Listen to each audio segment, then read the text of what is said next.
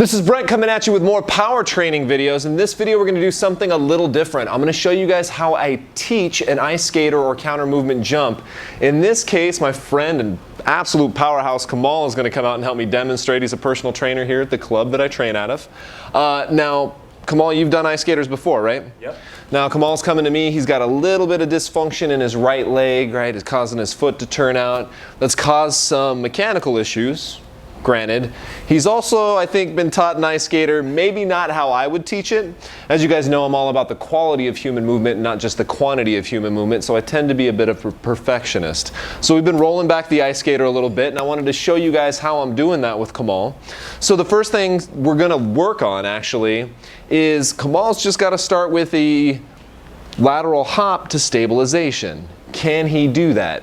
Now, when I look at this lateral hop to stabilization, I'm actually looking to see if he can land softly on the ball of his foot, right? So I want the ball, that's the area just behind your big toes. Can he land softly and then stand up with perfect posture, glute tight? So, let's start on this side and have you jump towards your right side. I set up these cones just as a goal. You guys could set them closer to regress or set them a little farther to progress. Nice and soft, and then try to stand up tall. We can see that's a little bit of an issue for Kamal. Not totally uncommon with athletes. All right, so I'm going to be even more picky with you, Kamal. Just getting back to our posture. I'm going to have you go hands on your waist so that you can't use them right now. Okay. I want you to just stabilize. All right, and then I also want to make sure that your foot is right next to the other foot. So almost on camera, it's going to look like both of your feet are on the ground, but this one's going to be just slightly off the ground. Gotcha. Good, and stand up tall. Beautiful. Right glute should be nice and tight. Feel that? Good. So let's go to the other side. Good. Oh, it's tough, man. This exercise is not easy. You guys have seen us do this exercise before, actually, in reactive activation for the gluteus medius. So if you guys want to get really, really technical, if you were thinking about doing ice skaters in your power phase, you guys could already start implementing stuff like this in his corrective phase or his stabilization phase, so that by the time you got to power training, this stuff would already be done. Let's do a couple more of those, and then we'll start showing the progressions here. Now from here, what I'm going to do is I'm going to start combining a couple movement patterns to start setting Kamal up. What I want him to do now is he's going to stabilize just like he is. Once he's stable, I'm going to have him do a single leg touchdown to the cone, get up, and then laterally hop to the other side, single leg touchdown. Good. Try to land a little softer for me. You don't have to go quite as high. All right, so land, stabilize, single leg touchdown, back up to tall. Good, and then back to the other way. Make sure you land on the ball of your foot. Kind of landed on the outside of his foot there. That's kind of part of his foot turnout problem, so we've been working on that a little bit. Good, land on the ball of your foot, stabilize, touchdown. Drive through your glute to get your hips forward. Up nice and tall, perfect. Now to the other side, ball of your foot. Stabilize, squeeze your glute nice and tall. Single leg touchdown. Good. Drive through your hip. Good. Now what you guys hopefully are starting to see is this is actually the mechanic for the ice skater. It's just a lot faster. All I'm doing is breaking it down to make sure that at every point within his movement, he is actually doing it efficiently, with control, and is stable. Because once I speed this up, if there's any kink in the armor, it's going to fall apart. He will start to fall apart as soon as I start increasing the force, increasing the speed, right?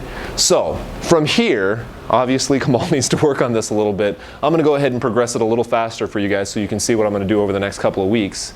Kamal's just going to start working on one counter movement jump at a time.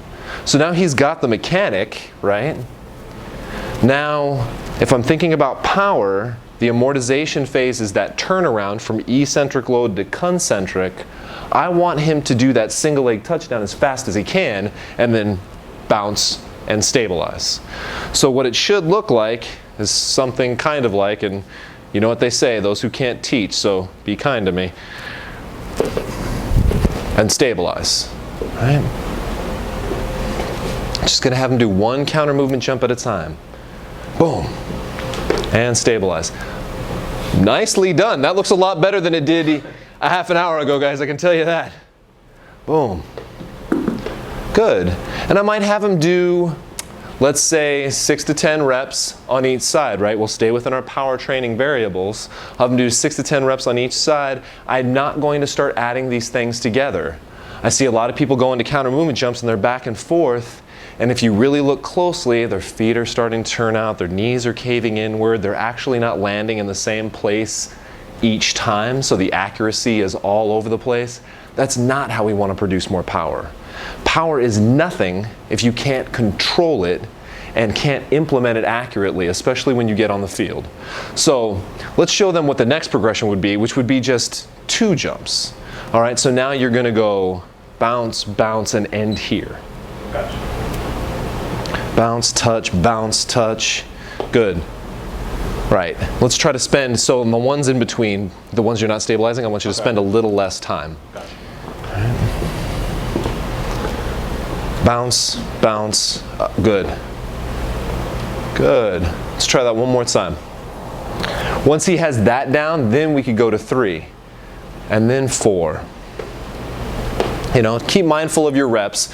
You don't want to do 10 reps of 4 jumps. That would be 40 reps. Now we're way outside of power training, and you're probably going to see a decrease in power over the course of that set. So if you could get 3 or 4 in a time, I'd start reducing the reps, right? We'd only do like 3 to 5, 3 to 4 rep sets. I hope you guys are following me on this. All right, we always want to watch for quality and speed when we're doing our power exercises. Now once Kamal gets all of this movement down, he's landing on the ball of his foot softly, I see a lot of stability, I see a lot of control, then we can start progressing. Then I can start working on maybe some endurance with control where I'm doing 10 or more reps within a certain distance. We could start looking at stability. We could start doing our multi-planar counter movement jumps, or we could even look at max power, which is going to be these huge rebounds from a single jump. We're going to go over all of those in another video, which you guys will see up on my YouTube channel, called Counter Movement Jump or Ice Skater Jump Progressions. I'm going to thank Kamal for letting us break him down, rip his form apart, get him on this video and show how we teach this. I hope you guys get a lot of tips so that you guys can cue your clients and get the same quality of movement out of them, and of course huge increases in performance. I'll talk with you guys soon.